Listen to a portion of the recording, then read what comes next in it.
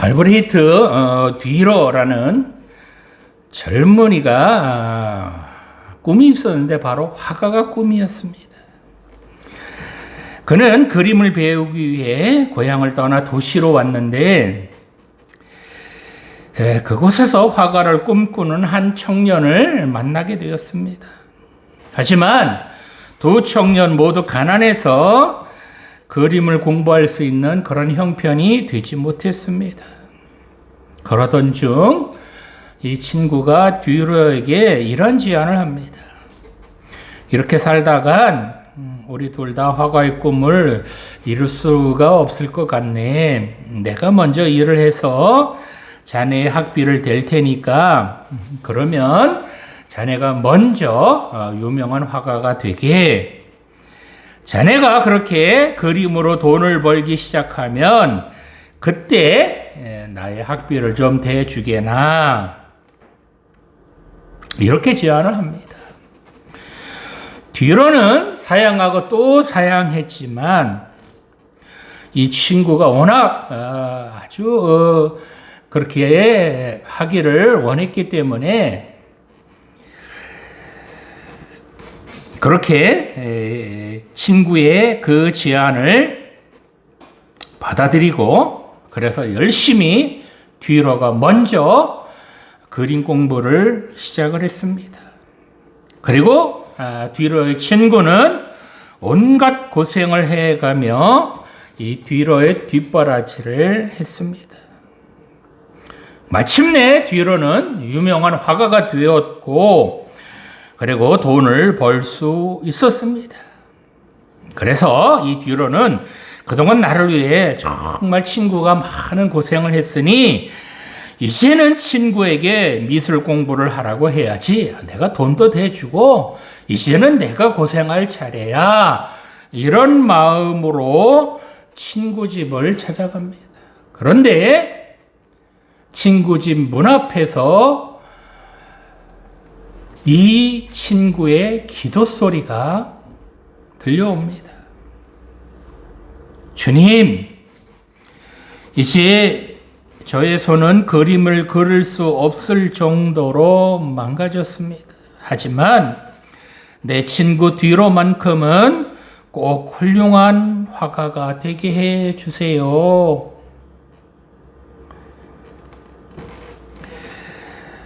이 친구의 간절한 기도에 뒤로는 말할 수 없는 감동을 받게 되었습니다.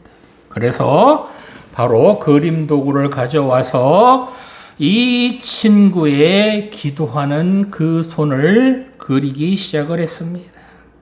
훗날 이 그림은 기도하는 손이라는 제목으로 세계에서 가장 유명한 명화 중에 하나가 되었습니다.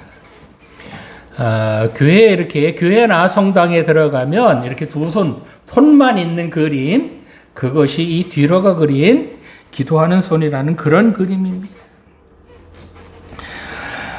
친구의 기도하는 모습을 보고 난 뒤로는 이런 말을 남겼습니다. 기도하는 손이 가장 깨끗한 손이요, 가장 위대한 손입니다. 기도하는 자리가 가장 큰 자리요, 가장 높은 자리입니다. 이렇게 말했다고 합니다.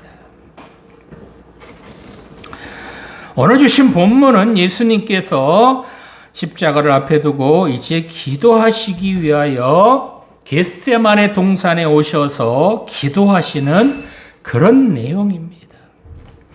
이 겟세마네 동산에서 예수님께서 이제 오늘 밤 기도를 하고 나시면 내일 체포되셔서, 그날 저녁이죠. 그렇게 체포되셔서 내일 십자가에 달리셔야 합니다.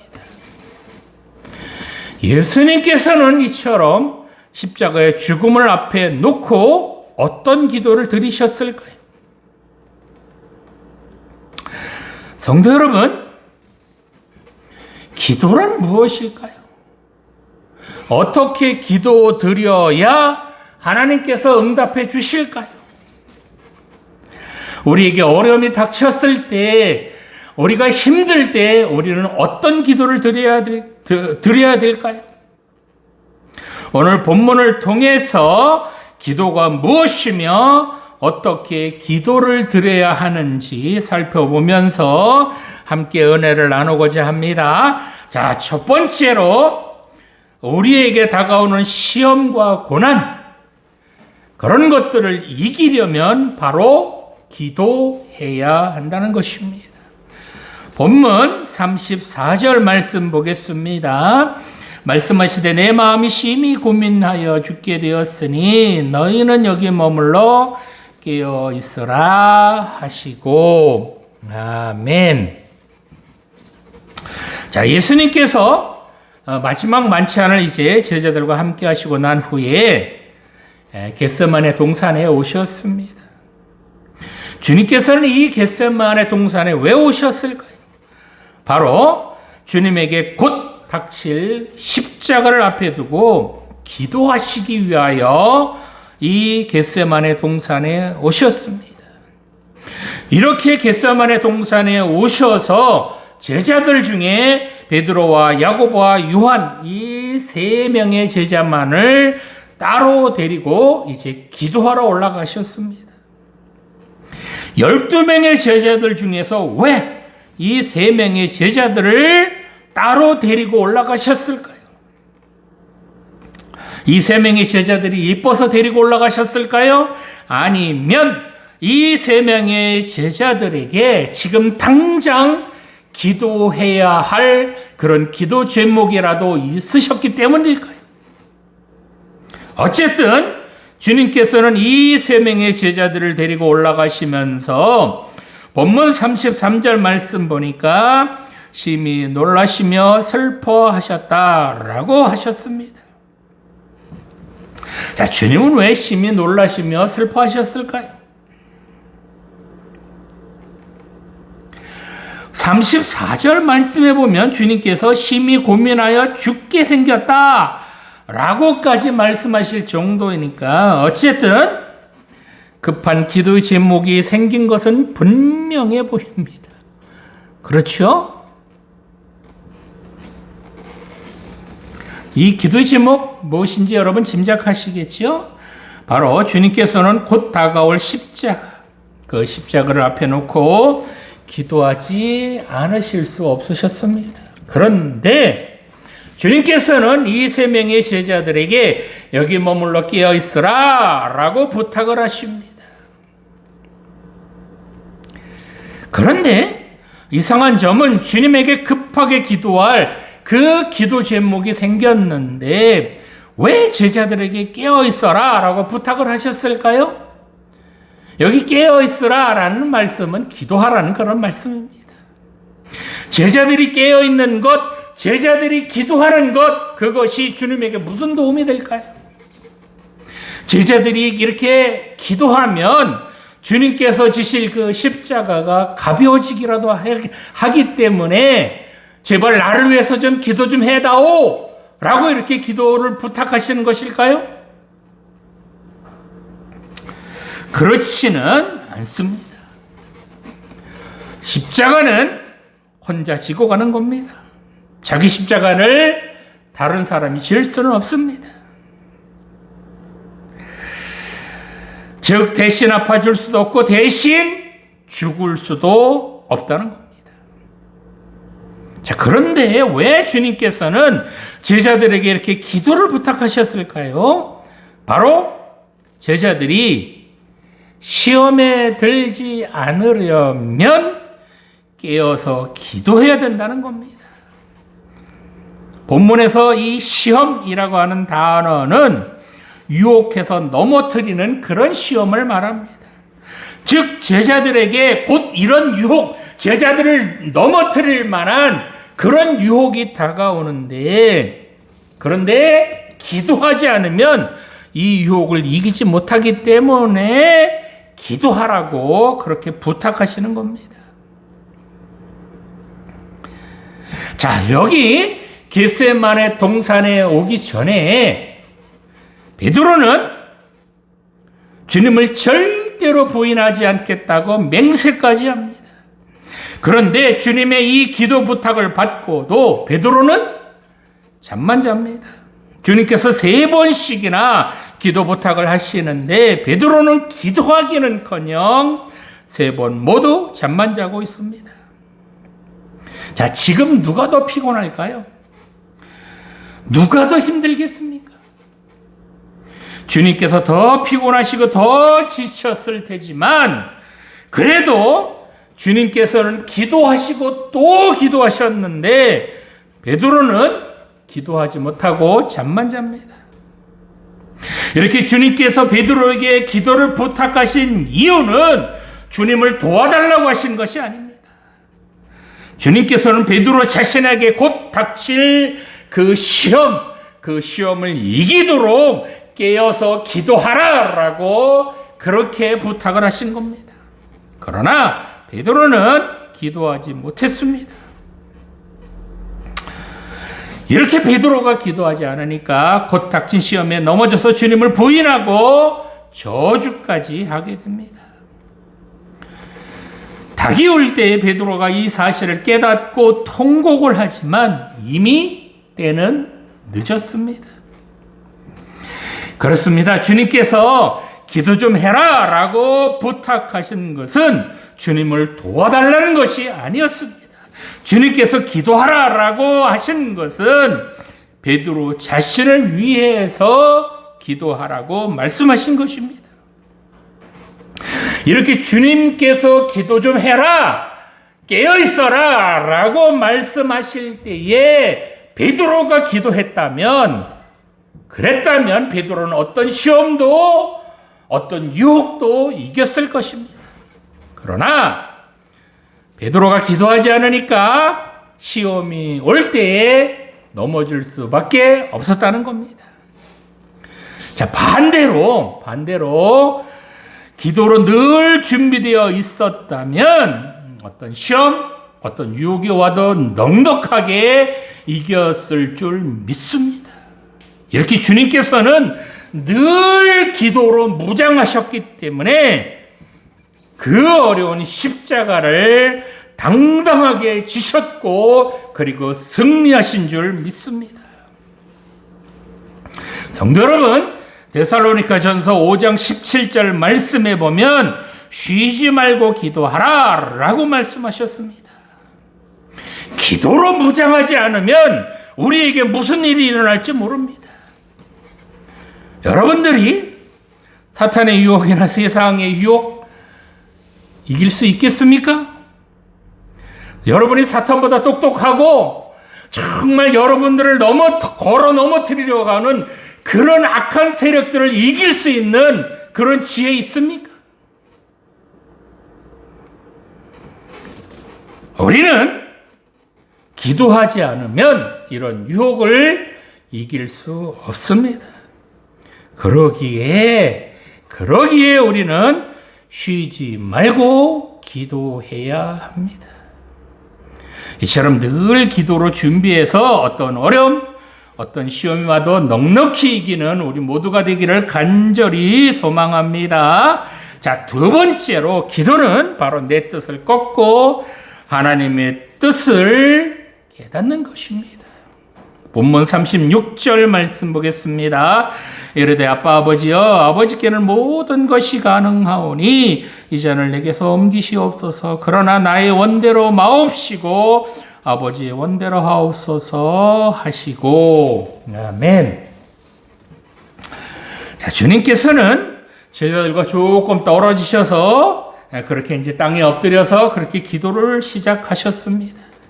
주님께서 어떤 기도를 하시죠?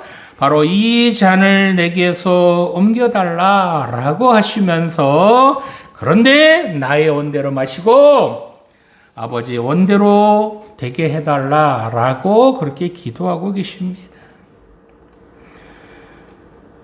자, 주님이 이렇게 간절히 기도하시는 이유, 정말 땀방울이 핏방울처럼 떨어질 만큼 그렇게 간절히 기도하시는 이유가 무엇일까요? 바로 이 잔을 옮겨달라라고 간절히 기도하시는 것입니다. 이 잔이 무엇일까요?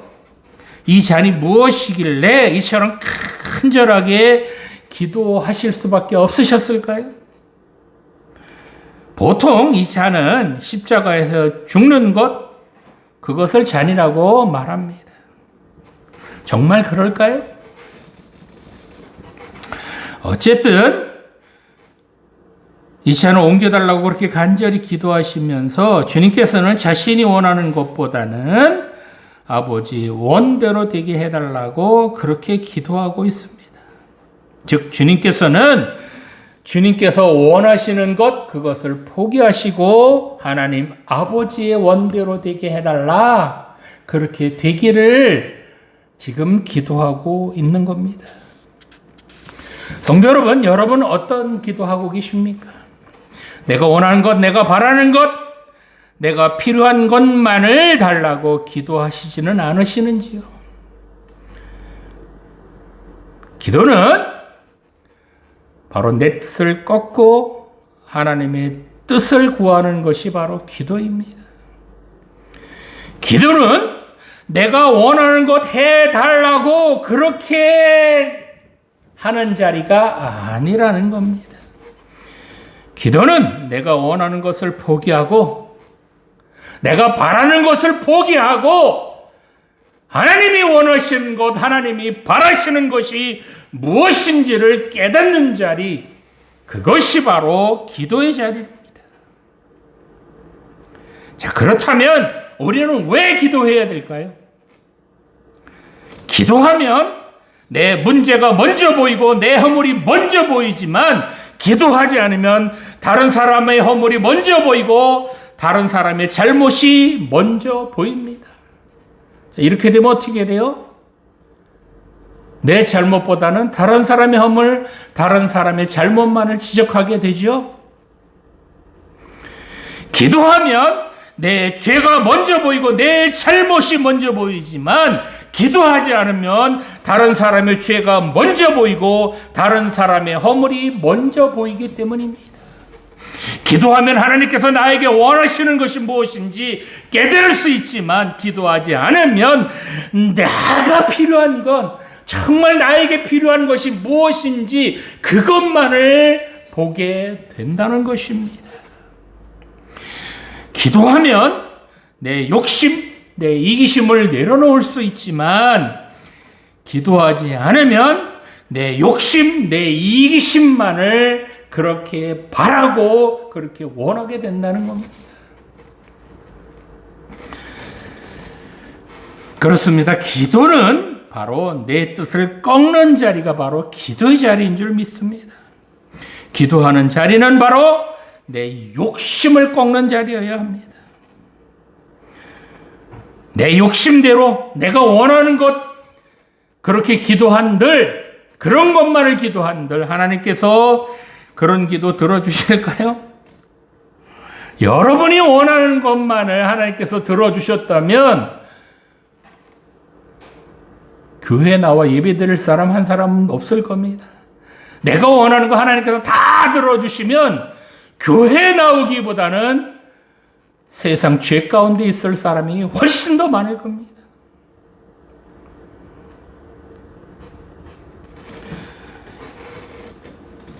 이렇게 기도하는 자리에서 내 뜻을 꺾으면, 내가 원하는 것을 내려놓으면, 그러면 마지막에는 어떤 기도를 하게 될까요? 바로 오늘 주님께서 그렇게 기도하셨던 것처럼 내 뜻대로 마시고 아버지의 뜻대로 되기를 원합니다. 이렇게 기도하게 될 줄 믿습니다. 이것이 바로 진정한 기도인 줄 믿습니다. 기도는 바로 여기까지 나아가야 합니다. 자, 그렇다면 주님께서는 왜 자기의 뜻을 꺾고 아버지의 뜻대로 되기를 원하셨을까요? 바로 주님께서는 하나님 아버지를 믿으셨기 때문입니다. 이 믿음을 나타내는 기도의 표현이 바로 36절에 보니까 아버지께는 모든 것이 뭐하다고요? 가능하다라고 말씀하셨습니다. 이렇게 기도하는 기도는 하나님을 완전히 신뢰하는 그런 기도라고 할 수 있겠죠. 내가 하나님을 완전히 신뢰한다면 내가 원하는 것이 아닐지라도 하나님께 감사할 수 있을 줄 믿습니다. 내가 원하는 것 하나님께서 주시지 않으셨을지라도 하나님을 완전히 신뢰한다면 그 어떤 것을 주시든지 하나님 감사합니다라고 고백할 수 있다는 겁니다. 왜냐하면 나에게 무엇이 필요한지 너무나도 잘 아시는 하나님께서 하나님의 뜻대로 하나님께서 필요한 대로 하나님께서 필요한 것을 하나님의 때에 정확하게 맞추어서 그렇게 주실 것을 믿기 때문에 어떤 것을 주시든지 감사할 수 있다는 겁니다. 더 나아가서 나를 누구보다도 잘 아시는 하나님께서 내가 가장 잘 감당할 수 있는 것이 무엇인지 그런 것들 감당하게 해 주실 것이며 내가 필요한 것이 어딘지 너무나도 잘 아시는 하나님께서 나를 그 필요한 곳에 보내주실 것이며 나를 가장 잘 아시기 때문에 나를 통하여 하나님께서 이루실 일, 그 일을 나에게 맡겨주실 줄 믿습니다. 그렇습니다. 기도는 바로 이처럼 내 뜻을 포기하고 아버지의 뜻을 깨닫는 자리가 바로 기도의 자리입니다. 하나님을 믿고 나를 내어 맡기는 것입니다. 모든 것이 가능하신 하나님께 나의 모든 것을 맡기는 자리, 그 자리가 바로 기도의 자리입니다. 이처럼 주님께서는 십자가의 죽음을 피하고 싶으셨겠지만 주님의 뜻, 자신의 뜻을 꺾고 아버지의 뜻대로 했더니 죽음으로 끝난 것이 아니라 그 죽음을 이기게 해 주시고 다시 살려 주심으로 승리하신 줄 믿습니다. 성도 여러분, 우리도 내 뜻보다는 하나님의 뜻 먼저 구하시기 바랍니다. 내 욕심 구하기보다는 하나님께서 나에게 원하시는 것, 그것이 무엇인지 먼저 구할 때에 그럴 때 하나님께서 우리를 멋진 하나님의 사람으로 그렇게 사용해 주실 줄 믿습니다. 이처럼 내 뜻 포기하고 하나님의 뜻대로 사는 우리 모두 되기를 간절히 소망합니다. 자, 마지막으로 기도는 바로 때가 있다는 것을 명심해야 합니다. 본문 말씀 41절 말씀 보겠습니다. 세 번째 오사 그들에게 이르시되 이제는 자고 쉬라. 그만되었다. 때가 왔도다. 보라 인자가 죄인의 손에 팔리느니라. 아멘. 주님께서 제자들에게 기도 부탁을 하시면서 깨어있을 것을 당부하고 또 당부하셨지만 제자들은 기도하지도 못하고 잠만 잡니다. 주님께서 첫 번째 기도 부탁을 하시고 이제 주님께서 따로 떨어져서 기도하신 후에 와서 보니까 제자들이 자는 것을 보셨죠? 그래서 두 번째로 또 기도 부탁을 하십니다. 그리고 주님께서 세 번째로 이렇게 기도하고 오셨는데 보니까 어떻게 해요? 제자들 무엇하고 있었죠? 여전히 제자들은 잠만 자고 있었습니다. 그러자 주님께서 세 번째 오시고 난 후에 뭐라 그러시죠? 이제는 자고 쉬라. 그만되었다. 때가 왔도다. 이 말씀은 어떤 의미일까요? 바로 기도의 때가 끝났다는 겁니다. 즉 이제 기도의 때가 끝나서 자고 쉬어도 된다는 겁니다. 이게 참으로 무서운 말씀입니다. 기도도 때가 있는데 그 때를 놓치면 기도해봐야 소용없다는 겁니다. 이미 때가 지났다는 겁니다. 지금 제자들, 특별히 베드로는 이렇게 기도해야 될 그 때를 놓쳤다는 겁니다. 그런데 주님께서는 기도해야 할 때를 놓치지 않고 정말 땀방울이 핏방울처럼 떨어지도록 그렇게 기도하셨습니다. 이렇게 기도할 때를 놓친 베드로는 시험에 오자 곧바로 넘어졌지만 우리 주님께서는 때를 놓치지 않으시고 기도하심으로 그 어렵고 험한 십자가를 넉넉하게 이긴 줄 믿습니다. 그렇습니다. 기도의 때를 놓치면 시험에 빠질 수밖에 없지만 때를 놓치지 않고 기도하고 또 기도할 때 어떤 시험, 어떤 어려움이 올지라도 넉넉히 이길 수 있다는 것 여러분 명심하시기 바랍니다. 오늘 예배 드리시는 성도 여러분 기도 때를 놓치지 마시기 바랍니다. 하나님께서 기도하러 가실 때 제발 좀 기도하시기 바랍니다. 때를 놓치면 후회해도 소용없습니다. 기도할 수 있을 때 기도해야 어떤 어려움, 어떤 유혹에도 승리할 줄 믿습니다. 자, 여기서 한 가지 궁금한 것이 있습니다. 우리 주님께서 36절에 보면 이 잔을 내게서 옮기시옵소서라고 기도하셨는데 이 잔이 무엇을 말하는 것일까요? 이 잔이 보통은 십자가를 지시는 그 고통, 그 죽음의 고통을 말하는 것이다 라고 그렇게 교회에서 많이 목사님들이 얘기를 하죠. 우리 그렇게 알고 있습니다. 정말 그럴까요? 주님께서 정말 이 십자가에서 죽는 것보다 더 피하시고 싶은 것, 아니 십자가의 그 고통보다도 더 피하고 싶으신 것, 그것이 있다면 그것이 무엇일까요? 주님께서는 십자가 지실 것 아시고 이 땅에 오셨죠? 그렇죠? 그래서 십자가 지시는 거 물론 겁은 날고 두려움도 있을 겁니다. 그런데 이렇게 피하시고 싶어서 막 간절히 기도하실 정도는 아닐 거라고 생각이 됩니다. 그래서 십자가를 지는 고통보다 더 주님을 억누르는 것, 더 힘들게 하는 것이 있는 것 같아요. 그것이 무엇일까요? 자, 그러면 이 잔에는 무엇이 담겨 있을까요? 이사야 51장 22절 말씀에 보면 내가 비틀거름치게 하는 잔, 곧 나의 분노의 큰 잔을 네 손에서 거두어서 내가 다시는 마시지 못하게 하고 라고 말씀하셨습니다.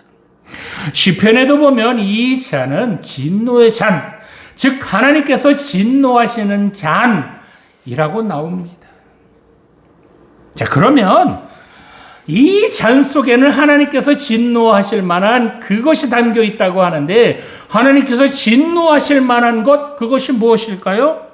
바로 인간의 더럽고 추한 죄, 그것은 하나님이 진노하실 만하죠.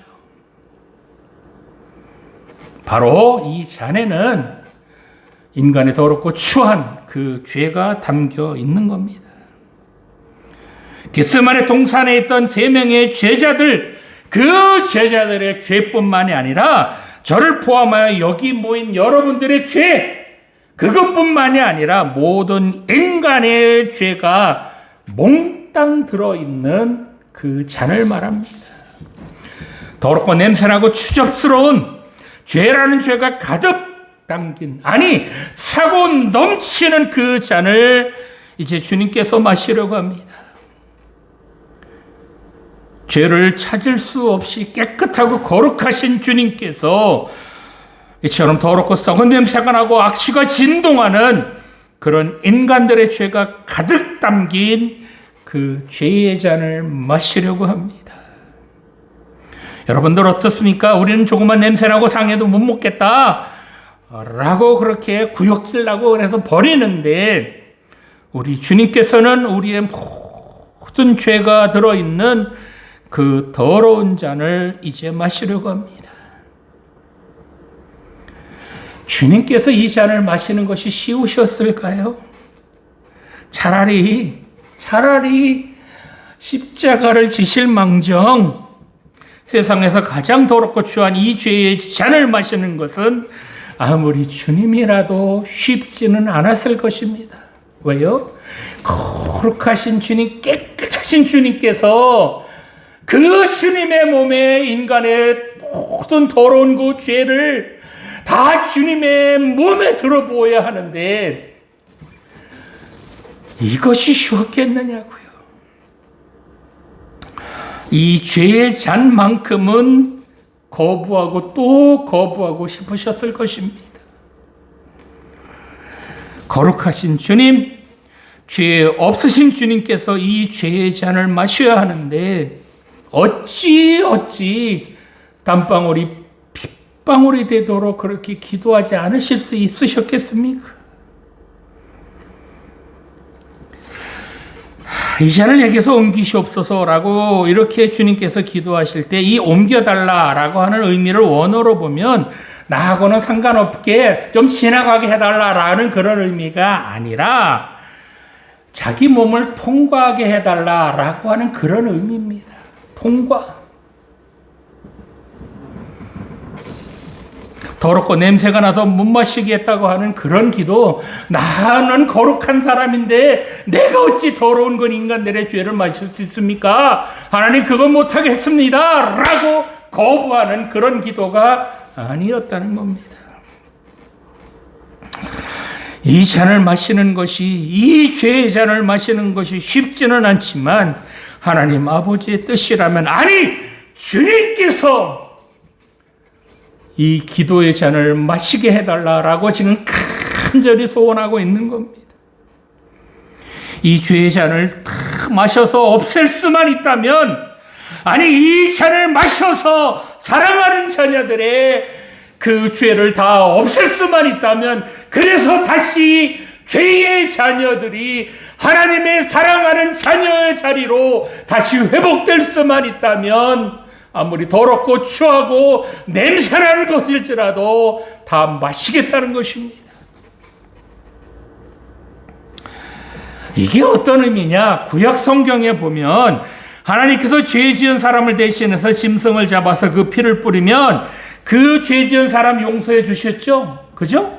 자, 그런데 이처럼 죄를 지은 사람이 짐승을 제물로 드릴 때에 죄를 지은 사람이 그 짐승의 머리에 안수함으로써 자신이 지은 그 죄를 짐승에게 전가하잖아요. 그죠?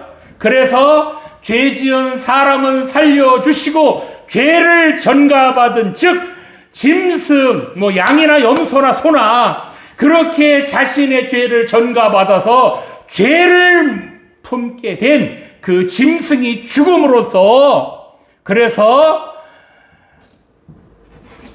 그 사람의 죄를 용서해 주시는 그런 하나님의 그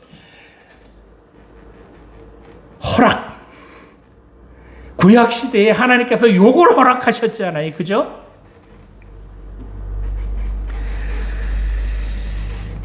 지금 주님께서 이 잔을 내게서 옮기시옵소서라고 기도하시는 것은 바로 인간들의 모든 죄를 자신에게 전가시켜 달라는 겁니다. 죄를 지은 사람이 짐승에게 자기의 죄를 전가시키는 것처럼 인간들의 모든 죄를 자신에게 전가시켜 달라는 겁니다. 그렇게 인간들의 모든 죄를 품고 그렇게 어린 양처럼 죽으시겠다는 겁니다. 그렇게 자신이 어린 양처럼 죽어야 사람들을 살릴 수 있기 때문에 그렇게 죽으시겠다는 겁니다. 그러니 모든 인간들의 죄를 자신에게 전가시켜 달라고 그렇게 소원하고 또 원하고 땀방울이 핏방울이 되도록 그렇게 기도하시는 겁니다. 주님은 이런 분이십니다. 세상에 이런 신이 있습니까?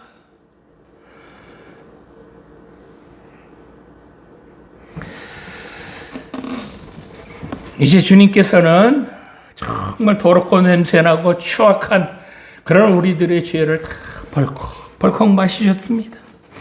사랑하는 자녀를 구할 수만 있다면 아무리 더럽고 역겨울지라도 주님께서 그 잔을 마시는데 주저함이 없으셨습니다. 자, 이처럼 이 잔을 마시게 해달라고 하는 이 간절한 기도는 바로 누구를 위한 기도였습니까? 주님께서 누구를 위해서 이처럼 땀방울이 핏방울처럼 흘리시면서 그렇게 간절히 기도하셨습니까? 바로 더럽고 추한 죄 많은 나를 위해서 그렇게 간절히 기도하신 줄 믿습니다. 내 죄를 다 지고 가시려고 네 더럽고 추한 죄 그거 나한테 좀 전가해 달라.